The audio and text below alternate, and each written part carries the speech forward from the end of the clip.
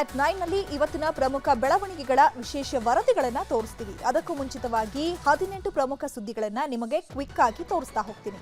ರಾಜ್ಯ, ದೇಶ ಹಾಗೂ ವಿದೇಶಗಳಲ್ಲಿ ನಡೆದ ಪ್ರಮುಖ ಸುದ್ದಿಗಳನ್ನು ಟಾಪ್ 18 ಸುದ್ದಿಯಲ್ಲಿ ನೋಡ್ತಾ ಹೋಗೋಣ. ಕರ್ನಲ್ ಸೋಫಿಯಾ ಖುರೇಶಿ ಹಾಗೂ ವಿಂಗ್ ಕಮಾಂಡರ್ ವಿಮಿಕಾ ಸಿಂಗ್ ಅವರ ಅವಹೇಳನ ಮಾಡಿರುವ ಆರೋಪದ ಅಡಿ ಪ್ರೊಫೆಸರ್ ಅಲಿ ಖಾನ್ ಮಹಮ್ಮದ್ ಅರೆಸ್ಟ್ ಆಗಿದ್ದಾರೆ. ಪ್ರಕರಣ ಸಂಬಂಧ ಅರ್ಜಿ ವಿಚಾರಣೆ ಕೈಗೆತ್ತಿಕೊಳ್ಳುವುದಾಗಿ ಸುಪ್ರೀಂ ಕೋರ್ಟ್ ಹೇಳಿದೆ. ಇಬ್ಬರು ಅಧಿಕಾರಿಗಳು ಆಪರೇಷನ್ ಸಿಂಧೂರ್ ಕುರಿತು ಮಾಧ್ಯಮಗಳಿಗೆ ಮಾಹಿತಿ ನೀಡಿರೋದು ವಾಸ್ತವ್ಯದಲ್ಲಿಯೂ ಸಾಧ್ಯವಾಗಬೇಕು, ಇಲ್ಲದಿದ್ರೆ ಅದು ಕೇವಲ ಬೂಟಾಟಿಕೆ ಆಗುತ್ತೆ ಅಂತ ಖಾನ್ ಹೇಳಿದರು. ಕರ್ನಲ್ ಸೋಫಿಯಾ ಕುರಿತು ಮಧ್ಯಪ್ರದೇಶ ಸಚಿವ ವಿಜಯ್ ಶಾ ನೀಡಿದ್ದ ವಿವಾದಾತ್ಮಕ ಹೇಳಿಕೆಯು ರಾಷ್ಟ್ರವೇ ತಲೆ ತಗ್ಗಿಸುವಂತೆ ಮಾಡಿದೆ ಅಂತ ಸುಪ್ರೀಂ ಕೋರ್ಟ್ ಅಭಿಪ್ರಾಯಪಟ್ಟಿದೆ. ಇದೇ ವೇಳೆ ಪ್ರಕರಣದ ಕುರಿತು ಹೆಚ್ಚಿನ ತನಿಖೆಗಾಗಿ ಎಸ್ಐಟಿ ರಚಿಸುವಂತೆಯೂ ಆದೇಶಿಸಿದೆ. ನಿಮ್ಮ ಕ್ಷಮಾಪಣೆಯು ಕಾನೂನಿನ ಹಿಡಿತದಿಂದ ತಪ್ಪಿಸಿಕೊಳ್ಳುವ ನಾಟಕ. ನಿಮ್ಮ ಮೊಸಳೆ ಕಣ್ಣೀರು ನಮಗೆ ಬೇಕಾಗಿಲ್ಲ ಅಂತ ವಿಜಯ್ ಶಾಗೆ ಸುಪ್ರೀಂ ಕೋರ್ಟ್ ಛೀಮಾರಿ ಹಾಕಿದೆ.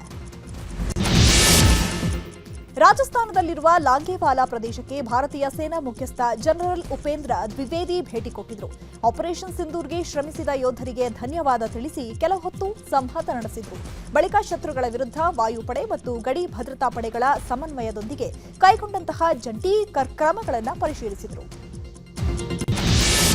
ಆಪರೇಷನ್ ಸಿಂಧೂರ್ ಸೇನಾ ಕಾರ್ಯಾಚರಣೆ ಬಳಿಕ ಭಾರತ ಪಾಕಿಸ್ತಾನ ಗಡಿಯಲ್ಲಿ ನಿಧಾನವಾಗಿ ಶಾಂತಿಯುತ ಪರಿಸ್ಥಿತಿ ನಿರ್ಮಾಣ ಆಗ್ತಾ ಇದೆ. ಭಾರತ ಪಾಕ್ ಸಂಘರ್ಷದಿಂದ ಎಲ್ಒಸಿ ಬಳಿಯ ಗಡಿ ಗ್ರಾಮಗಳಲ್ಲಿ ಹಲವು ದಿನಗಳಿಂದ ಮುಚ್ಚಿದ್ದ ಶಾಲೆಗಳು ಇಂದಿನಿಂದ ಪುನರ್ ಆರಂಭ ಆಗಿದೆ.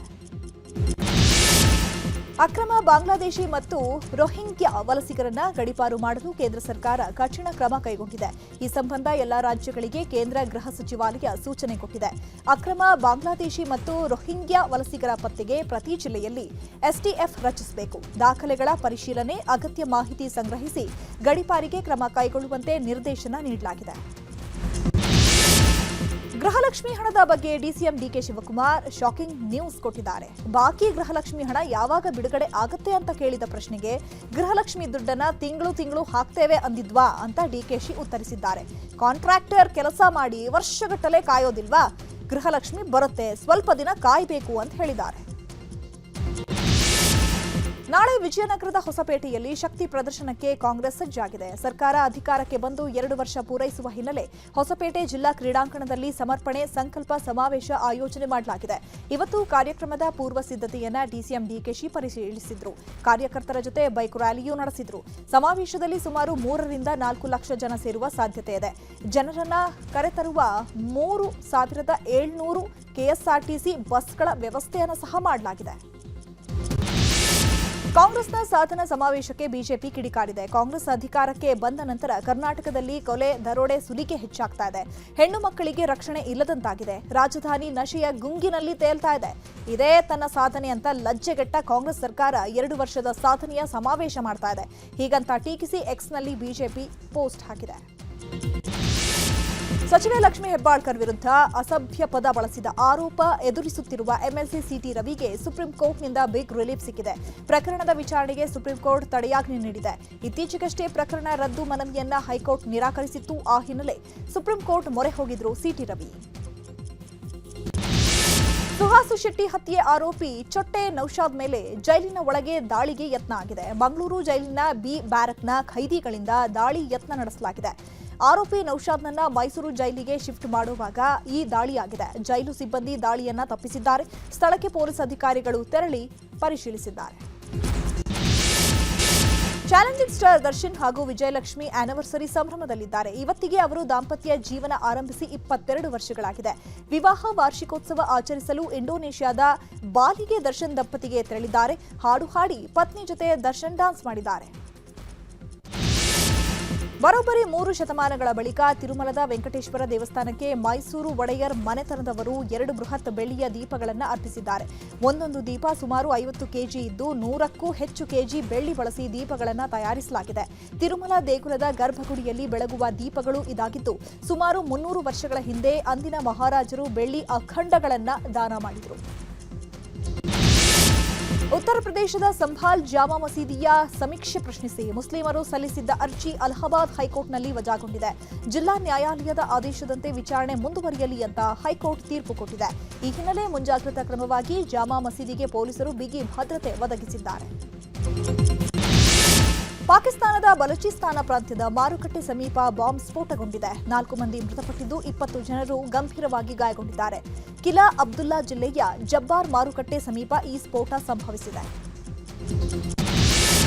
ಪಾಕಿಸ್ತಾನದ ಪ್ಯಾಸೆಂಜರ್ ಟ್ರೈನ್ ಹೈಜಾಕ್ ಪ್ರಕರಣಕ್ಕೆ ಸಂಬಂಧಪಟ್ಟಂತೆ Baloch liberation army video release ಮಾಡಿದೆ. ಮಾರ್ಚ್ನಲ್ಲಿ ಬಲೂಚಿಸ್ತಾನ್ ಬಂಡುಕೋರರ ಗುಂಪು BLA ಬೋಲಾನ್ ಪ್ರದೇಶದಲ್ಲಿ ಪಾಕಿಸ್ತಾನದ ಜಾಫರ್ ಎಕ್ಸ್ಪ್ರೆಸ್ ಎಂಬ ರೈಲನ್ನು ಅಪಹರಿಸಿತ್ತು. ರೈಲಿನಿಂದ ಸುಮಾರು 25 ಜನರನ್ನ ಹತ್ಯೆ ಮಾಡಿರುವುದಾಗಿ BLA ಹೇಳಿದೆ. ಗಾಜಾವನ್ನು ಸಂಪೂರ್ಣವಾಗಿ ವಶಕ್ಕೆ ತೆಗೆದುಕೊಳ್ಳಲು ಇಸ್ರೇಲ್ ನಿರ್ಧರಿಸಿದೆ. ಈ ಬಗ್ಗೆ ಇಸ್ರೇಲ್ ಪ್ರಧಾನಿ ಬೆಂಜಮಿನ್ ನೆತನ್ಯಾಹು ಘೋಷಿಸಿದ್ದಾರೆ. ಗಾಜಾ ಪಟ್ಟಿಯ ಎಲ್ಲ ಪ್ರದೇಶಗಳನ್ನು ನಾವು ಹಿಡಿತಕ್ಕೆ ತೆಗೆದುಕೊಳ್ಳುತ್ತೇವೆ ಎಂದಿದ್ದಾರೆ. ದಕ್ಷಿಣ ಗಾಜಾದ ಖಾನ್ ಯುನೀಸ್ ಮತ್ತು ಸುತ್ತಮುತ್ತಲಿನ ಪ್ರದೇಶದಲ್ಲಿನ ಪ್ಯಾಲೆಸ್ತೀನಿಯನ್ ಜನರು ತಕ್ಷಣ ಸರುವಂತೆ ಇಸ್ರೇಲ್ ಸೇನೆ ಸೂಚನೆ ಕೊಟ್ಟಿದೆ. ಅಮೆರಿಕದ ಮಾಜಿ ಅಧ್ಯಕ್ಷ ಜೋ ಬೈಡನ್ ಅವರು ಪ್ರಾಸ್ಟೇಟ್ ಕ್ಯಾನ್ಸರ್ನಿಂದ ಬಳಲ್ತಾ ಇದ್ದಾರೆ. 82 ವರ್ಷದ ಬೈಡನ್ ಅವರ ಮೂಳೆಗಳಿಗೆ ಕ್ಯಾನ್ಸರ್ ಹರಡಿದೆ. ಜೋ ಬೈಡನ್ ಅವರ ಕಚೇರಿ ಈ ಮಾಹಿತಿ ನೀಡಿದೆ. ಜೋ ಬೈಡನ್ ಅವರು ಶೀಘ್ರ ಗುಣಮುಖರಾಗಲಿ ಅಂತ ಅಧ್ಯಕ್ಷ ಡೊನಾಲ್ಡ್ ಟ್ರಂಪ್ ಹಾರೈಸಿದ್ದಾರೆ. ರಾಜ್ಯದಲ್ಲಿ ಇನ್ನೂ ಮುಂಗಾರು ಮಳೆಯೇ ಶುರುವಾಗಿಲ್ಲ. ಅಷ್ಟರಲ್ಲಾಗಲೇ ಜಲಪ್ರಳಯ ಸೃಷ್ಟಿಯಾಗ್ತಾ ಇದೆ. ಮುಂಗಾರು ಪೂರ್ವ ಮಳೆಗೆ ಕರುನಾಡು ಮುಳುಗೇಳ್ತಾ ಇದ್ದು ಬ್ರ್ಯಾಂಡ್ ಬೆಂಗಳೂರಲ್ಲಿ ನರಕವೇ ಸೃಷ್ಟಿಯಾಗಿದೆ. ಇವತ್ತು ಖುದ್ದು ಸಿಎಂ ಮತ್ತು ಡಿಸಿಎಂ ಸಿಟಿ ರೌಂಡ್ಸ್ ಹಾಕಿದ್ರು. ಹಾಗಾದ್ರೆ ನಿನ್ನೆ ರಾತ್ರಿ ಸುರಿದ ಮಳೆಗೆ ಏನೆಲ್ಲ ಅವಾಂತರ ಉಂಟಾಗಿದೆ ತೋರಿಸ್ತೀವಿ ನೋಡಿ.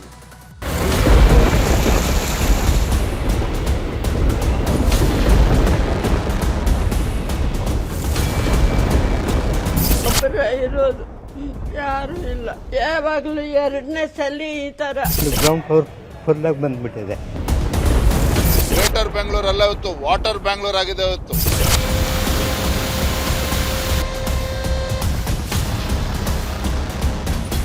ಬ್ರ್ಯಾಂಡ್ ಬೆಂಗಳೂರು ನಾಳೆ ಬೆಳಗ್ಗೆ ಒಳಗಡೆ ಮಾಡೋಕ್ಕಾಗಲ್ಲ.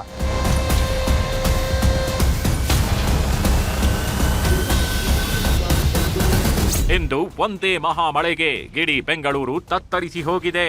ಬಡಾವಣೆಗಳು ಜಲಾವೃತವಾಗಿವೆ, ಮರಗಳು ಬಿದ್ದಿವೆ, ಮೂಕ ಪ್ರಾಣಿಗಳು ಬಲಿಯಾಗಿವೆ, ರಾಜಕಾಲುವೆಗಳು ಉಕ್ಕಿ ಹರಿದಿವೆ, ಜನರ ಜೀವನ ಅಸ್ತವ್ಯಸ್ತಗೊಂಡಿದೆ. ಇಡೀ ಬೆಂಗಳೂರು ಅಲ್ಲೋಲ ಕಲ್ಲೋಲವಾಗಿದೆ.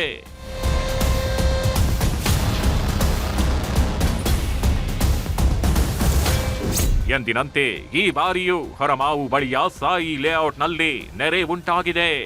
ರಾಜಕಾಲುವೆ ನೀರು ಹಿಮ್ಮುಖವಾಗಿ ಹರಿದು ಪೂರ್ವ ಮುಂಗಾರು ಮಳೆಗೆ ಜಲಾವೃತಗೊಂಡಿದೆ. ಇಲ್ಲಿಗೆ ಬಿಬಿಎಂಪಿ ಆಡಳಿತಾಧಿಕಾರಿ ತುಷಾರ್ ಗಿರಿನಾಥ್ ಭೇಟಿ ಕೊಟ್ಟು ಪರಿಸ್ಥಿತಿ ಅವಲೋಕಿಸಿದ್ರು.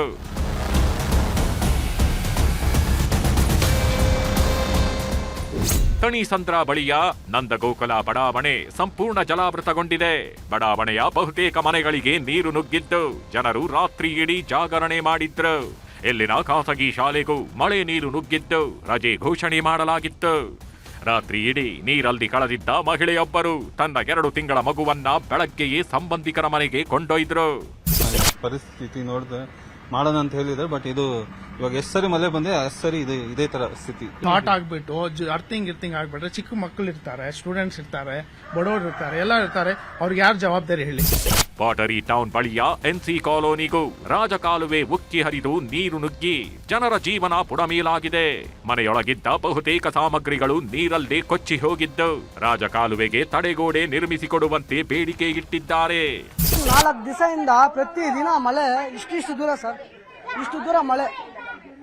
ರಾತ್ರಿ ಎಲ್ಲ ನಾವು ಇಲ್ಲಿವರೆಗೂ ಕೂತಿದ್ದೀವಿ. ಡೋರ್ ಓಪನ್ ಮಾಡಿದ್ರೆ ಫುಲ್ ನೀರು. ಬೆಂಗಳೂರು ಉತ್ತರ ಭಾಗದ ಕಾಲುವೆಯಾಗಿರುವ ಹೆಬ್ಬಾಳ ವ್ಯಾಲಿ ಅಪಾಯ ಮಟ್ಟ ಮೀರಿ ಹರಿಯುತ್ತಿದೆ. ಪಾಲಿಕೆ ಗುರುತಿಸಿರೋದಕ್ಕಿಂತ ಹೆಚ್ಚಿನ ಮಟ್ಟದಲ್ಲಿ ನೀರು ಹರಿಯುತ್ತಿದ್ದು ಇದೇ ಕಾರಣಕ್ಕೆ ಸಾಯಿ ಲೇಔಟ್, ನಂದಗೋಕುಲ ಲೇಔಟ್ ಸೇರಿದಂತೆ ಬಡಾವಣೆಗಳು ನೆರೆಗೆ ತುತ್ತಾಗಿವೆ. ಮಳೆ ಸೀಸನ್ ಸ್ಟಾರ್ಟ್ ಆಗಿಲ್ಲ, ಇದೊಂಥರ ಅಕಾಲಿಕ ಮಳೆ. ಈ 3 ಡೇಸ್ ಮಳೆಗೇನೆ ನೀವೇ ಈಗ ನಿಂತಿದ್ರೆ ನಿಮ್ಮ ಮಂಡಿವರೆಗೂ ನೀರಿದೆ. ಮೇನ್ ಏನಂದ್ರೆ ಇಲ್ಲಿ ಬ್ಯಾಕ್ ಸೈಡ್ ಒಂದು ದೊಡ್ಡ ರಾಜಕಾಲುವೆ ಇದೆ. ಇದು ಇಲ್ಲಿಂದ 120 ಫೀಟ್ ವಿಡ್ತು. ಅಲ್ಲಿ ಹೋಗಿ ಬಾಟಲ್ ನೆಕ್ ಆಗೋದ್ರಿಂದ ಈ ನೀರು ಹೋಗ್ತಾ ಇಲ್ಲ, ಎಲ್ಲ ರಿವರ್ಸ್ ಬರ್ತಾ ಇದೆ. ಭಾರೀ ಮಳೆಗೆ ಮಹಿಳೆಯೊಬ್ಬರು ಬಲಿಯಾಗಿದ್ದಾರೆ. ನಗರದ ವೈಟ್ ಫೀಲ್ಡ್ನ ಮಹದೇವಪುರದಲ್ಲಿ ಕಾಂಪೌಂಡ್ ಗೋಡೆ ಕುಸಿದು ಅಲ್ಲಿಯೇ ಕೆಲಸ ಮಾಡುತ್ತಿದ್ದ 35 ವರ್ಷದ ಶಶಿಕಲಾ ಸಾವನ್ನಪ್ಪಿದ್ದಾರೆ. ಖಾಸಗಿ ಕಂಪನಿಯಲ್ಲಿ ಹೌಸ್ ಕೀಪಿಂಗ್ ಮಾಡುತ್ತಿದ್ದ ಶಶಿಕಲಾ ಕಾಂಪೌಂಡ್ ಪಕ್ಕದಲ್ಲೇ ಕಸ ಗುಡಿಸುವಾಗ ಬೃಹತ್ ಗಾತ್ರದ ಗೋಡೆ ಏಕಾಏಕಿ ಶಶಿಕಲಾ ಮೇಲೆ ಬಿದ್ದ ಪರಿಣಾಮ ಸಾವನ್ನಪ್ಪಿದ್ದಾರೆ. ಈ ಮಹಿಳೆ ಸಾವಿನ ಬಗ್ಗೆ ಡಿಕೆ ಶಿವಕುಮಾರ್ ಆಡಿದ ಮಾತು ಇದೀಗ ವಿವಾದ ಎಬ್ಬಿಸಿದೆ. ಕೆಲವು ಜಾಗದಲ್ಲಿ ಮಳೆ ಬಂದಾಗ ಪರ್ಮನೆಂಟ್ ಆಗುವಂತದ್ದು, ಕೆಲವು ಕೆಳಗಡೆ ಮನೆಗಳು ಕಟ್ಟಿರೋ ಜಾಗಗಳಿದೆ. ಈಗ ನಾನು ಮುಖ್ಯಮಂತ್ರಿಗಳು ಇದಾದ್ಮೇಲೆ ನಾನು ಮುಖ್ಯಮಂತ್ರಿಗಳನ್ನ ಮಾತಾಡ್ತೀನಿ. ನಾನು ಇಲ್ಲೇ ಇರಬೇಕು ಅಂತ ಬಂದಿದ್ದೆ. ನಾನು ಟ್ರಂಕು ಬಟ್ಟೆ ಬರೀ ಎಲ್ಲ ತಗೊಂಡು ಬಂದ್ಬಿಟ್ಟಿದ್ದೆ. ಈಗ ನಾನು ವಾಪಸ್ ಹೋಗ್ತಾ ಇದ್ದೀನಿ. ನಾನು ಚೀಫ್ ಮಿನಿಸ್ಟರ್ ಇಬ್ರು ಸೇರಿ ಕೆಲವು ಜಾಗಗಳನ್ನ ವಿಸಿಟ್ ಮಾಡ್ತೇವೆ. ಕೋರಮಂಗಲದ 4ನೇ ಬ್ಲಾಕ್ ಸಂಪೂರ್ಣ ಜಲಾವೃತವಾಗಿದೆ. ಮನೆಗಳು, ಕಚೇರಿಗಳು, ಶೋರೂಮ್ಗಳಿಗೆ ನೀರು ನುಗ್ಗಿದ್ದು ಅಪಾರ ಪ್ರಮಾಣದ ಹಾನಿಯುಂಟಾಗಿದೆ. ಬೈಕ್ ಶೋರೂಮ್ನಿಂದ ಬೈಕ್ಗಳನ್ನು ಹೊರತೆಗೆಯಲಾಗಿದೆ. ಸುಮಾರು 250 ಮನೆ ಇದೆ. 250 ಮನೆಯಿಂದ ಬೆಳಿಗ್ಗೆಯಿಂದ ನೈಟಿಂದ ನಿದ್ದೆನೇ ಇಲ್ಲ. ಫುಲ್ ನೀರು ಮನೆ ತುಂಬ್ಕೊಂಡ್ಬಿಟ್ಟು ನನಗೆ ಗೊತ್ತಿದ್ದಂಗೆ ಬೆಳಿಗ್ಗೆಯಿಂದ ಇವಾಗವರೆಗೂ 12 ಗಾಡಿ ಬಿದ್ದಿದೆ ಕೆಳಗಡೆ. ಇದು ಮಂಡಿ ಮೇಲೆ ಬರ್ತದೆ. 2-3 ಅಡಿ ನೀರಿದೆ ಇಲ್ಲಿ. ಇದನ್ನ ನಾವು ಎಲ್ಲರೂ ಕಂಪ್ಲೇಂಟ್ ಮಾಡಿದ್ದೀವಿ. ಯಾರು ಕ್ರಮ ತಗೊಳ್ತಾ ಇಲ್ಲ. ವಿಲ್ಸನ್ ಗಾರ್ಡನ್ನ ಹಲವು ಏರಿಯಾಗಳು ಕೂಡ ರಾತ್ರೋರಾತ್ರಿ ಮುಳುಗಡೆಯಾಗಿದ್ವು. ಬಿಟಿಎಸ್ ರಸ್ತೆ, ಸಿಸಿಬಿ ಕಚೇರಿ, ಪಿಡಬ್ಲ್ಯೂಡಿ ಕ್ವಾರ್ಟರ್ ಸಂಪೂರ್ಣ ಜಲಾವೃತವಾಗಿತ್ತು. ಮಳೆ ನೀರು ತುಂಬಿದ್ದ ವೇಳೆಗೆ ಬಿಟಿಎಸ್ ರಸ್ತೆಯಲ್ಲಿ 3 ಕಾರುಗಳು, ಆಟೋ ಹಾಗೂ 1 ಕೆಎಸ್ಆರ್ಟಿಸಿ ಬಸ್ ಬಂದಿದ್ದು ನೀರಿನಲ್ಲಿ ಮುಳುಗಡೆಯಾಗಿ ಕೆಟ್ಟು ನಿಂತಿದ್ವು. ಅಲ್ಲದೆ ರಸ್ತೆಯಲ್ಲಿ 3-4 ಅಡಿಯಷ್ಟು ನೀರು ನಿಂತಿದ್ದು ಅಕ್ಕಪಕ್ಕದ ಮನೆಗಳು, ಅಂಗಡಿ, ಹೋಟೆಲ್ಗಳು ನೀರಿನಿಂದ ಜಲಾವೃತವಾಗಿತ್ತು. ಮನೆ, ಪಿಜಿ, ಅಂಗಡಿಗಳಲ್ಲಿದ್ದ ವಸ್ತುಗಳೆಲ್ಲವೂ ಚೆಲ್ಲಾಪಿಲ್ಲಿಯಾಗಿ ನೀರು ಪಾಲಾಗಿತ್ತು. ನಾರ್ಮಲ್ ಆಗಿ ಯಾವತ್ತು ಇಷ್ಟು ನೀರು ನೋಡಿರ್ಲಿಲ್ಲ. ಲೈಕ್ 2 ಡೇಸ್ ಬ್ಯಾಕ್ ಮಳೆ ಬಂದಾಗ್ಲೂ, ಒಂದೇ ಬ್ಯಾಕ್ ಮಳೆ ಬಂದಾಗ್ಲೂ ಇತ್ತು ನೀರು, ಸ್ವಲ್ಪ ಇತ್ತು. ಲೈಕ್ 1 ಅವರ್ ಕ್ಲಿಯರ್ ಆಗೋಯ್ತು. ಬಟ್ ಇವತ್ತು ಮಾತ್ರ ಅರೌಂಡ್ 7 ವರೆಗೂ ನೀರಿತ್ತು. ನಗರದಲ್ಲಿ ಒಂದೇ ಮಳೆಗೆ 1 ಸಾವಾದ್ರೆ ವಿವಿಧ ಭಾಗಗಳಲ್ಲಿ 200ಕ್ಕೂ ಹೆಚ್ಚು ಮನೆಗಳಿಗೆ ನೀರು ನುಗ್ಗಿದೆ. 3 ಹಸು, 1 ಕರು, 1 ಎಮ್ಮೆ ಸೇರಿದಂತೆ 5 ಜಾನುವಾರುಗಳು ಹಾಗೂ 1 ಸಾಕು ನಾಯಿ ಮಳೆಗೆ ಬಲಿಯಾಗಿದೆ. ಇನ್ನು 27 ಮರ ಧರೆಗುರುಳಿದ್ದು 43 ಮರದ ರೆಂಬೆ ಕೊಂಬೆಗಳು ಮುರಿದು ಬಿದ್ದಿದೆ.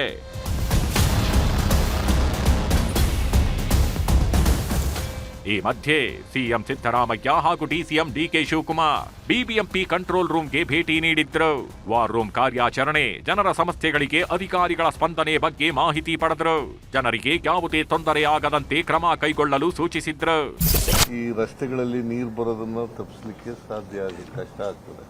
ನಾವು ಈಗಾಗಲೇ ಬೆಂಗಳೂರು ನಗರದಲ್ಲಿ ಎಲ್ಲಿ ತಗ್ಗು ಪ್ರದೇಶಗಳಿದಾವೆ ಅಂತಕ್ಕಂಥದ್ದನ್ನು ಗುರುತು ಮಾಡಿದ್ದೀವಿ. ಈಗಾಗಲೇ 166 ಸೂಕ್ಷ್ಮ ಮತ್ತು ಅತಿ ಸೂಕ್ಷ್ಮ ಕ್ರಮಗಳನ್ನು ನಿರ್ವಹಿಸಿದ್ದೀವಿ. ಬಾಕಿ 44 ಸೂಕ್ಷ್ಮ ಮತ್ತು ಅತಿ ಸೂಕ್ಷ್ಮ ಪ್ರದೇಶಗಳ ತಾತ್ಕಾಲಿಕ ಕ್ರಮವನ್ನು ಕೈಗೊಳ್ಳಲಾಗಿರುತ್ತದೆ. ಇನ್ನೊಂದು ಕಡೆ ಹೊಸೂರು ಮೇನ್ ರೋಡ್ ಅಂತೂ ಸಮುದ್ರದಂತೆಯೇ ಭಾಸವಾಗಿತ್ತು. ಇಡೀ ರಸ್ತೆ ಕೆಸರು ನೀರಿನಿಂದ ತೊಯ್ದು ಹೋಗಿತ್ತು. ಜನರ ಪರದಾಟ ಹೇಳತೀರದ್ದಾಗಿತ್ತು. ಗ್ರೇಟರ್ ಬೆಂಗಳೂರು ಅಲ್ಲ, ವಾಟರ್ ಬೆಂಗಳೂರು. ಸರಕಾರ ವಿರುದ್ಧ ಬಿಜೆಪಿ ಕಿಡಿ, ನಾಳೆ ಸಿಟಿ ರೌಂಡ್ಸ್. ಇನ್ನು ಮಳೆಯಿಂದಾಗಿ ಬೆಂಗಳೂರು ಕೊಚ್ಚಿ ಹೋಗ್ತಿದೆ. ಇದಕ್ಕೆ ಸರಕಾರವೇ ಕಾರಣ ಅಂತ ಬಿಜೆಪಿ ಕಿಡಿಕಾರಿದೆ. ನಾಡಿದ್ದು ಸಿಎಂ ಸಿದ್ದರಾಮಯ್ಯ ಮಳೆ ಹಾನಿ ಪ್ರದೇಶಗಳಿಗೆ ಭೇಟಿ ನೀಡುತ್ತಿದ್ದು, ಅದಕ್ಕೂ ಮುನ್ನ ನಾಳೆಯೇ ಮಳೆ ಹಾನಿ ಪ್ರದೇಶಗಳಿಗೆ ಬಿಜೆಪಿ ನಿಯೋಗ ಭೇಟಿ ನೀಡಲಿದೆ. ಗ್ರೇಟರ್ ಬೆಂಗಳೂರು ಅಲ್ಲ, ಇವತ್ತು ವಾಟರ್ ಬೆಂಗಳೂರು ಆಗಿದೆ. ಇವತ್ತು ಸ್ವಲ್ಪ ಮಳೆ ಆದ್ರೂ ಸಹ ಇವತ್ತು ಬೆಂಗಳೂರು ಮಹಾನಗರ ನೀರಿನಲ್ಲಿ ಮುಳುಗೋಗ್ತಕ್ಕಂಥ ಒಂದು ವಾತಾವರಣ ಈಗಾಗಲೇ ಸೃಷ್ಟಿಯಾಗಿದೆ.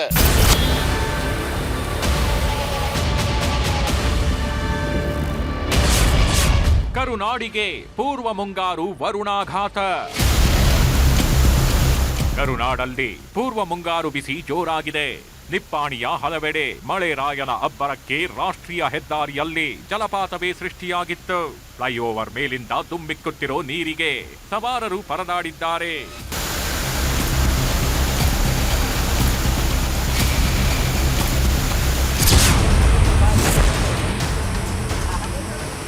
ಭಾರೀ ಮಳೆಯಿಂದಾಗಿ ಬಾಗಲಕೋಟೆಯ ಹುಲಗೆಮ್ಮ ಕೊಳದಲ್ಲಿನ ಜಲಧಾರೆ ವೈಭವ ಎಲ್ಲರನ್ನೂ ಆಕರ್ಷಿಸುತ್ತಿದೆ. ಹಚ್ಚ ಹಸಿರಿನ ಮಧ್ಯೆ ಇರೋ ಹುಲಿಗೆಮ್ಮ ಕೊಳ ಫಾಲ್ಸ್ ಪ್ರವಾಸಿಗರನ್ನ ತನ್ನತ್ತ ಸೆಳೆಯುತ್ತಿದೆ.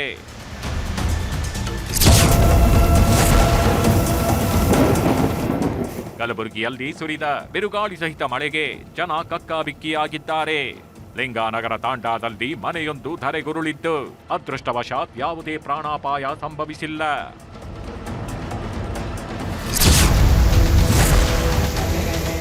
ರಾಜ್ಯದಲ್ಲಿ ಮಹಾಮಳೆಗೆ ಸಾಲು ಸಾಲು ಅನಾಹುತಗಳು ಸಂಭವಿಸುತ್ತಿವೆ. ಮೈಸೂರಿನಲ್ಲಿ ಬೀಸಿದ ಗಾಳಿ ಮಳೆಯಿಂದಾಗಿ ಮರದ ಕೊಂಬೆ ಹಾಗೂ ವಿದ್ಯುತ್ ಕಂಬಗಳು ವಾಹನಗಳ ಮೇಲೆ ಬಿದ್ದಿವೆ.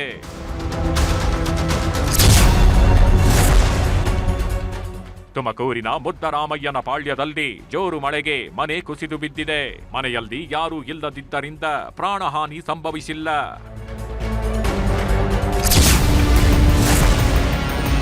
ಕೊಪ್ಪಳ ಜಿಲ್ಲೆಯಲ್ಲಿ ವರುಣದೇವ ಅಬ್ಬರಿಸುತ್ತಿದ್ದಾನೆ. ಮಹಾಮಳೆ ಹೊಡೆತಕ್ಕೆ ಮುದೇನೂರು ಗ್ರಾಮದ ಸರ್ಕಾರಿ ಶಾಲಾ ಮೈದಾನ ಸಂಪೂರ್ಣ ಜಲಾವೃತಗೊಂಡಿದೆ.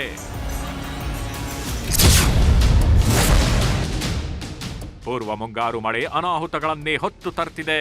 ರಾಯಚೂರಿನ ದೇವದುರ್ಗ ತಾಲೂಕಿನ ಮಸರಕಲ್ನಲ್ಲಿ ಧಾರಾಕಾರ ಮಳೆಗೆ ಗ್ರಾಮ ಪಂಚಾಯಿತಿ ಮೇಲ್ಛಾವಣಿ ಕುಸಿದು ಬಿದ್ದಿದೆ.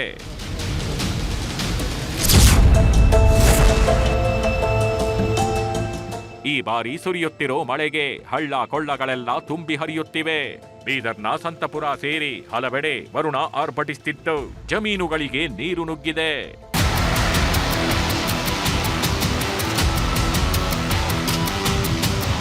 ಸತತವಾಗಿ ಸುರಿದ ಮಳೆಗೆ ಚಿಕ್ಕಬಳ್ಳಾಪುರದ ಚಿನ್ನಸಂದ್ರ ಗ್ರಾಮದಲ್ಲಿ ಮನೆಯೊಂದು ಕುಸಿದು ಬಿದ್ದಿದೆ.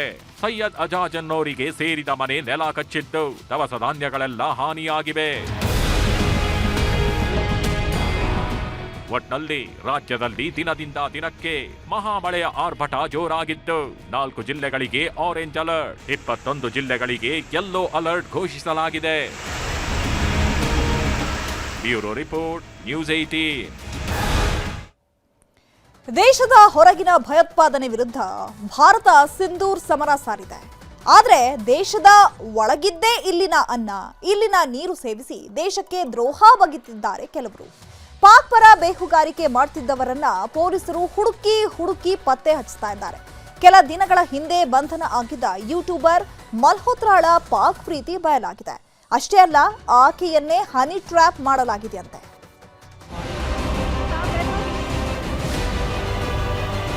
ಭಾರತ ಪಾಕಿಸ್ತಾನ ನಡುವಿನ ಸಂಘರ್ಷಕ್ಕೆ ಸದ್ಯ ತಾತ್ಕಾಲಿಕ ತೆರೆ ಬಿದ್ದಿದೆ.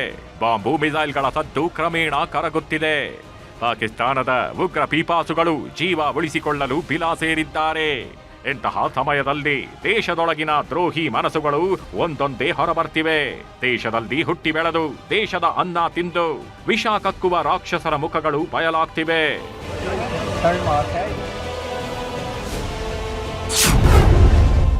ಐಎಸ್ಐ ಜೊತೆ ಸಂಪರ್ಕ, ಬಂಧಿತರ ಸಂಖ್ಯೆ 8ಕ್ಕೆ ಏರಿಕೆ.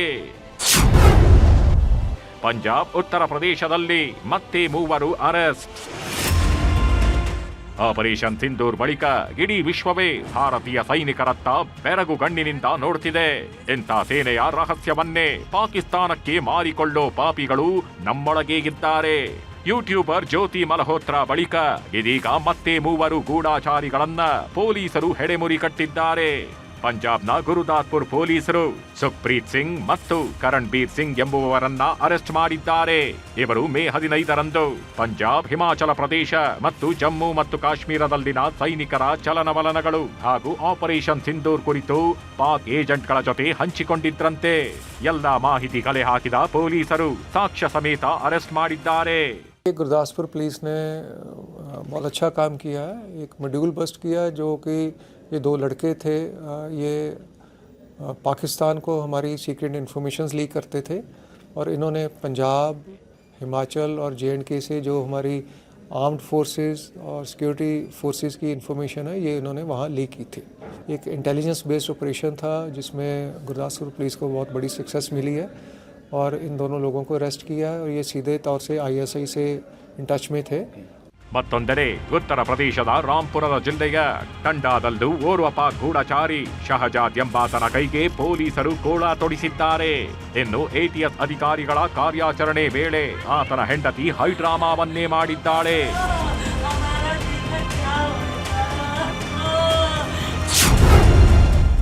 ಬಗೆದಷ್ಟು ಬಯಲಾಗ್ತಿದೆ ಜ್ಯೋತಿ ಮಲ್ಹೋತ್ರಾ ದ್ರೋಹ. ಇಫ್ತಾರ್ ಪಾರ್ಟಿಯಲ್ಲಿ ಭಾಗಿ, ಪಾಕ್ ಅಧಿಕಾರಿ ಮೇಲೆ ಪ್ರೀತಿ.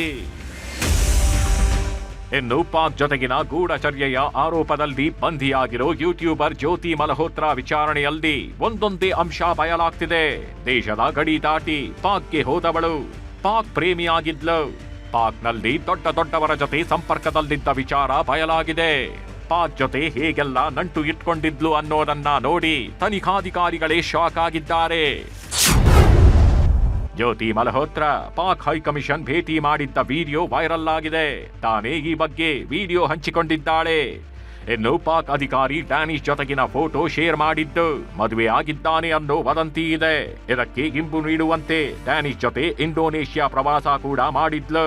ಅಷ್ಟೇ ಅಲ್ಲ, ಮದುವೆ ನಂತರ ಇಸ್ಲಾಂಗೆ ಮತಾಂತರ ಆಗಿದ್ದಾಳೆ ಎನ್ನಲಾಗಿದೆ.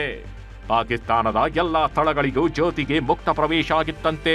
ಗುಪ್ತಚರ ಅಧಿಕಾರಿ ಜೊತೆಗಿನ ಸಂಪರ್ಕದಿಂದ ವಿಐಪಿ ಟ್ರೀಟ್ಮೆಂಟ್ ಸಿಕ್ತಿತ್ತಂತೆ. ಜೊತೆಗೆ ಪಾಕಿಸ್ತಾನ ಪೊಲೀಸರ ಭದ್ರತೆ ಕೂಡ ಸಿಕ್ಕಿತ್ತು.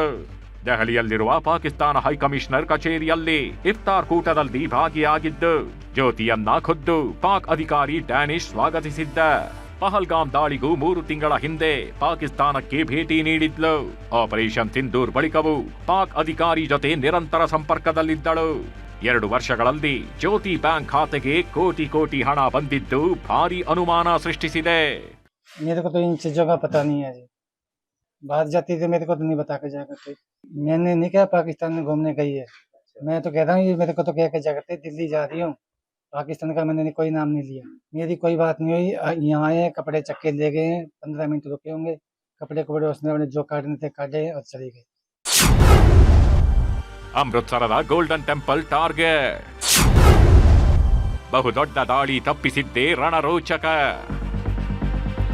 ಪಹಲ್ಗಾಮ್ ದಾಳಿಗೆ ಪ್ರತೀಕಾರವಾಗಿ ಆಪರೇಷನ್ ಸಿಂಧೂರ್ ಮೂಲಕ ಪಾಕ್ ಉಗ್ರ ನೆಲೆಗಳನ್ನ ಭಾರತ ಧ್ವಂಸ ಮಾಡಿದ್ರೆ ಪಾಕ್ ಮಾತ್ರ ಭಾರತದ ಧಾರ್ಮಿಕ ಸ್ಥಳಗಳು ಹಾಗೂ ಜನವಸತಿ ಪ್ರದೇಶವನ್ನ ಟಾರ್ಗೆಟ್ ಮಾಡಿತ್ತು. ಇದಕ್ಕೆ ಸಾಕ್ಷ್ಯವೆಂಬಂತೆ ಸಿಖ್ ಪವಿತ್ರ ಸ್ಥಳ ಪಂಜಾಬ್ನ ಅಮೃತಸರದ ಗೋಲ್ಡನ್ ಟೆಂಪಲ್ ಅನ್ನು ಗುರಿಯಾಗಿಸಿ ದಾಳಿಗೆ ಯತ್ನಿಸಲಾಗಿತ್ತು ಅನ್ನೋ ವಿಚಾರ ಜಗಜ್ಜಾಹೀರಾಗಿದೆ.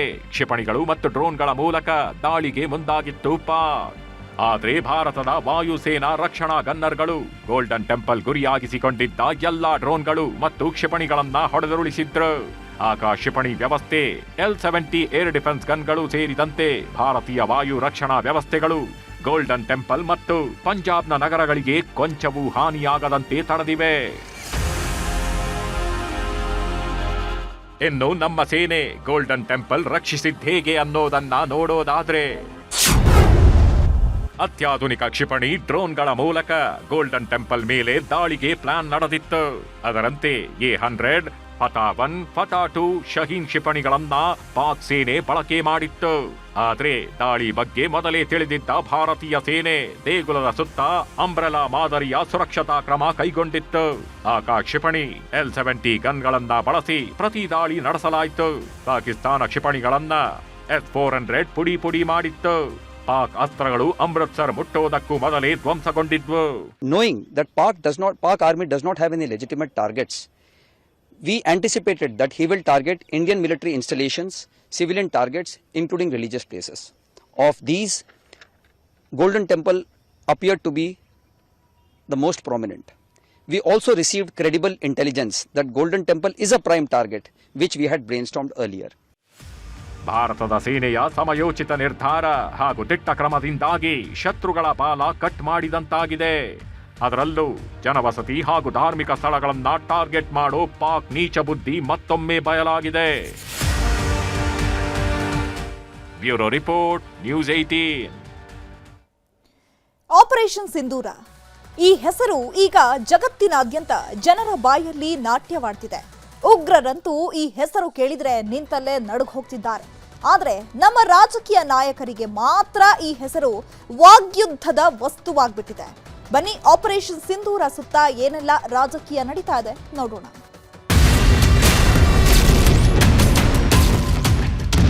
ಪಹಲ್ಗಾಮ್ ದಾಳಿ ಬಳಿಕ ಪಾಕಿಸ್ತಾನಕ್ಕೆ ಭಾರತ ಕೊಟ್ಟಿರೋ ಮರ್ಮಾಘಾತಕ್ಕೆ ಆ ದೇಶ ವಿಲವಿಲ ಅಂತ ಒದ್ದಾಡ್ತಿದೆ. ಕೇವಲ ಶಸ್ತ್ರಗಳಿಂದ ಮಾತ್ರವಲ್ಲ, ಜಾಗತಿಕ ಮಟ್ಟದಲ್ಲೂ ಶತ್ರು ರಾಷ್ಟ್ರದ ಮುಖವಾಡ ಕಳಚುತ್ತಿದೆ. ಜೊತೆಗೆ ಆರ್ಥಿಕವಾಗಿ ಆ ದೇಶವನ್ನ ಮತ್ತಷ್ಟು ಜರ್ಜರಿತಗೊಳಿಸೋ ಎಲ್ಲ ಪ್ರಯತ್ನಗಳು ನಡೀತಿವೆ. ಸಂಘರ್ಷ ಮುಗಿತು ಅನ್ನೋವಾಗ್ಲೇ ದೇಶದಲ್ಲಿ ಈಗ ರಾಜಕೀಯ ವಾರ್ ಶುರುವಾಗಿದೆ.